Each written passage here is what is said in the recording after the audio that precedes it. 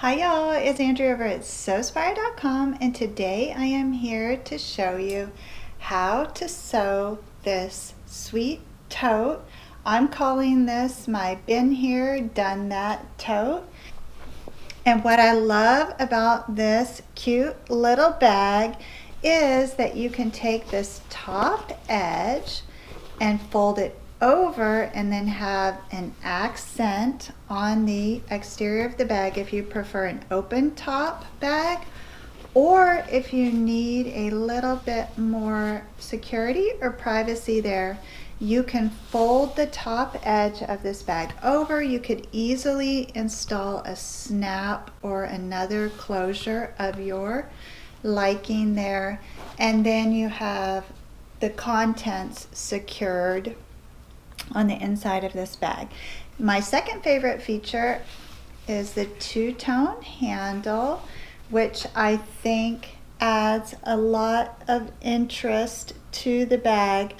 On the inside of this sample bag here, I have also incorporated some of the red twill and then just a smidgen of the accent fabric at the top of that. I am going to show you how to sew this with one solid cut of fabric for the interior. So for this project, I bought a ½ yard of the red duck, a ½ yard of the natural duck, and then a ½ yard of the quilt weight cotton, and I was able to get 2 bags out of this. All right, so that's why the interior of that sample bag is pieced together. So without further ado, shall we get started? So the first thing we're going to do is craft the two-tone strap and then assemble this exterior panel. I have one done, and I'm going to show you how to craft that with the remaining side. So this bottom piece measures 5 inches tall by 13 inches wide, and then the top piece is 11 inches tall by 13 inches wide. And then for the handles, you'll have one of each. And I cut those handles 2.5 inches wide by 30 inches long, and in total you'll need 4 of those cuts per bag. And then for the natural duck there, I did have to piece that handle at the center to have enough material for the 2 bags. So I'm just going to position this right side spacing and then stitch using 3/8 of an inch seam allowance down only one side of this strap. Then I'm going to open this up. I'm going to press that interior seam open, and then I'm going to press the outer edges over 3/8 of an inch.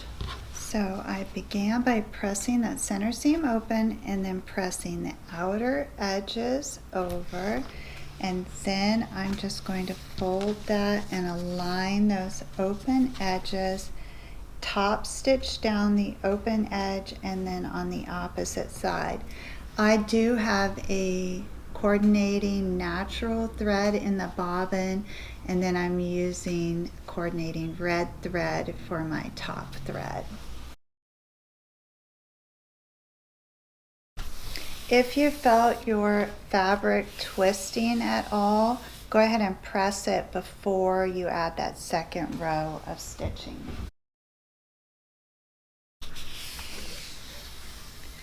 Okay, now my strap is finished beautifully there, and I want to bring over the larger piece of material, which was 11 by 13, and I'm going to position the strap at the base of that and 3 inches in from the left and the right side. I'm just going to go ahead and pin that in place. And then from the base of this, the bottom of the handle, I'm going to measure up 5 inches and mark that crosswise with another pin.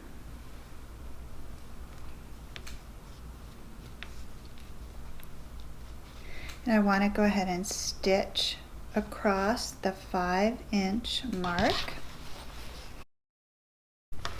Okay, I have that handle secure there, 5 inches up from the bottom.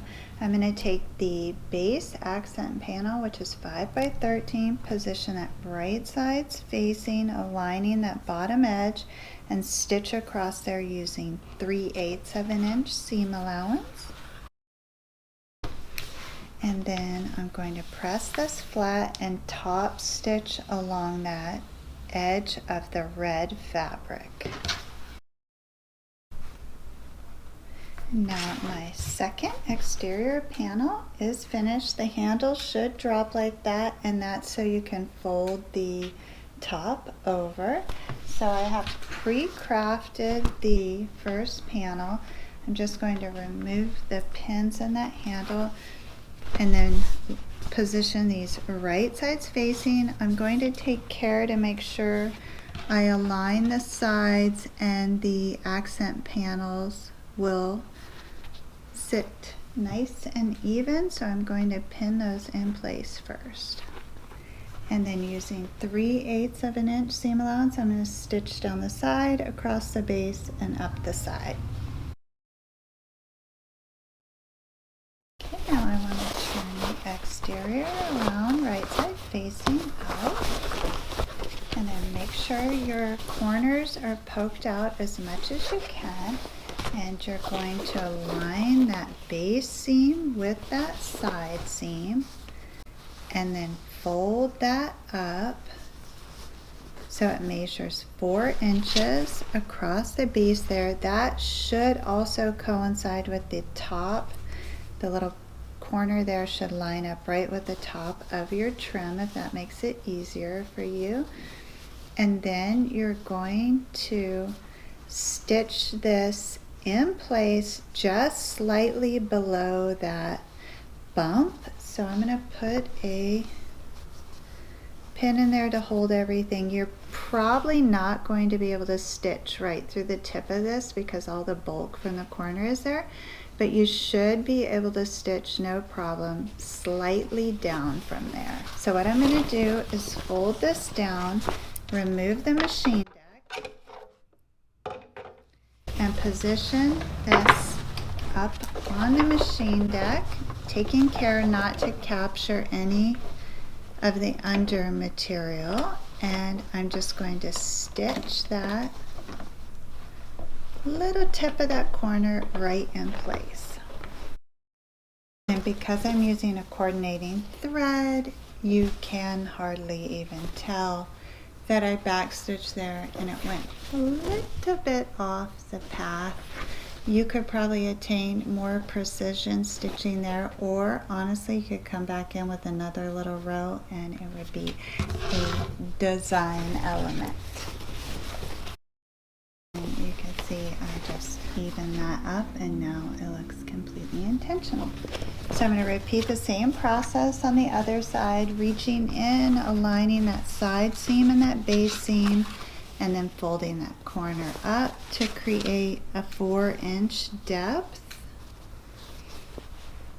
Put a little pin to hold that, and then I'm going to slide that on the machine deck and stitch across.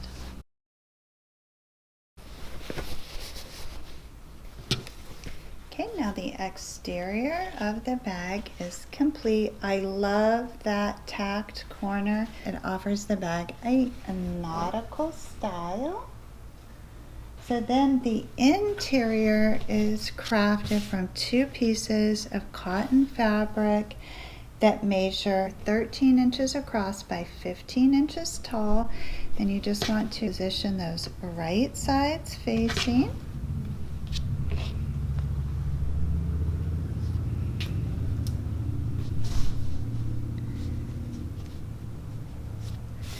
And then I'm going to stitch down the side, across the base, and up the other side.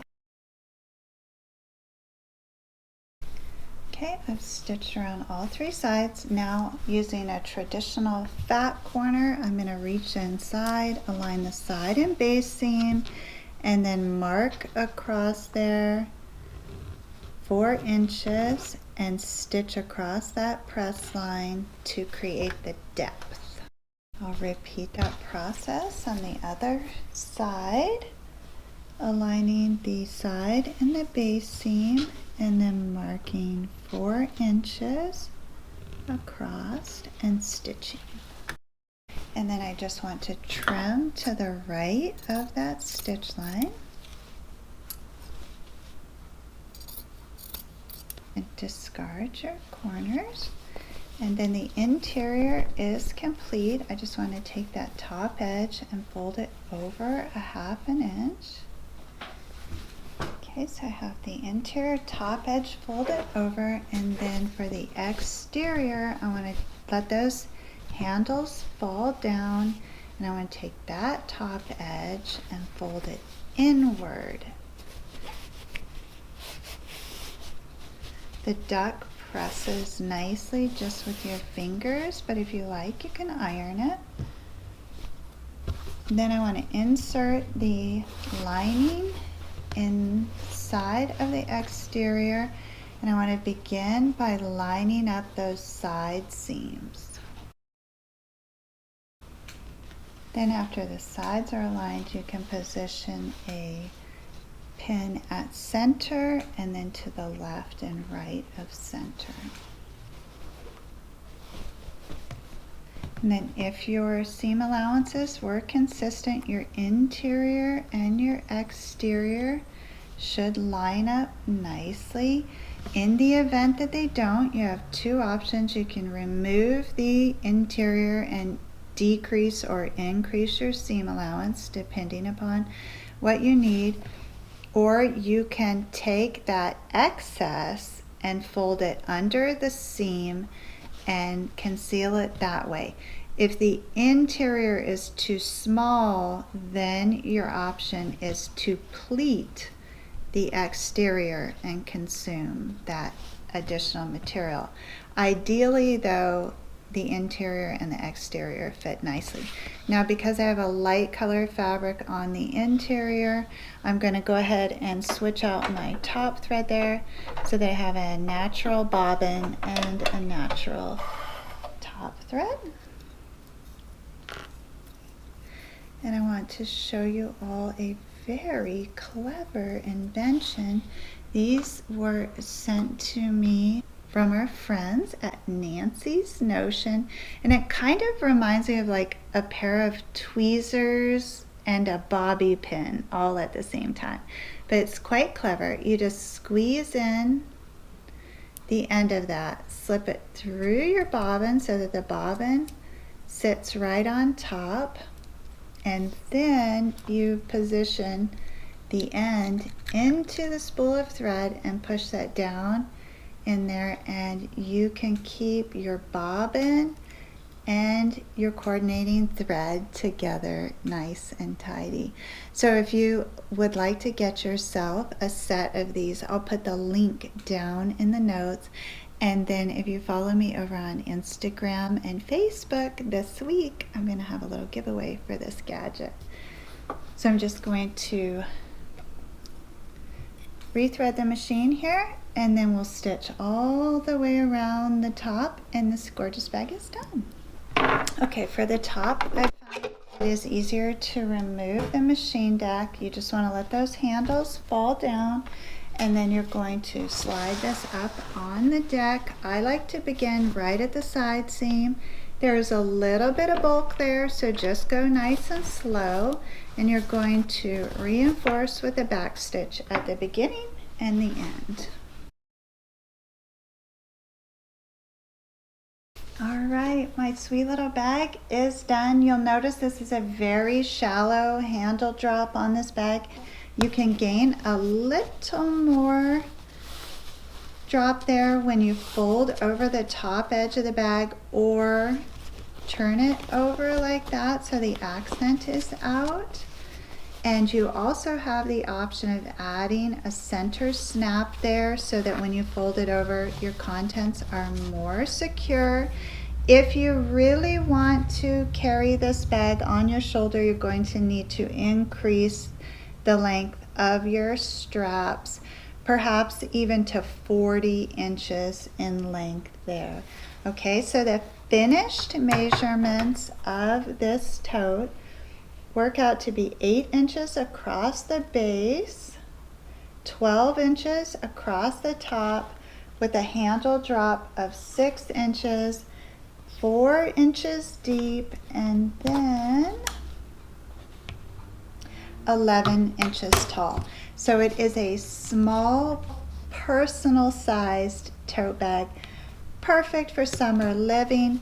If you pick up a half a yard of each, you can get 2 of these bags. My total for the fabric was just a little over $8, and I got 2 totes. That makes this a tremendous value because I don't know anywhere where you can get a bag this cute for $4. So in this case, making it yourself was definitely the economical decision. So I hope you enjoyed the project, and if you did, will you please give the video a thumbs up? I will be back next week with another fun summer sewing project to inspire your creative genius. Until then, as always, please know the creative genius in me will be celebrating the creative genius in you. I hope you all have a beautiful week.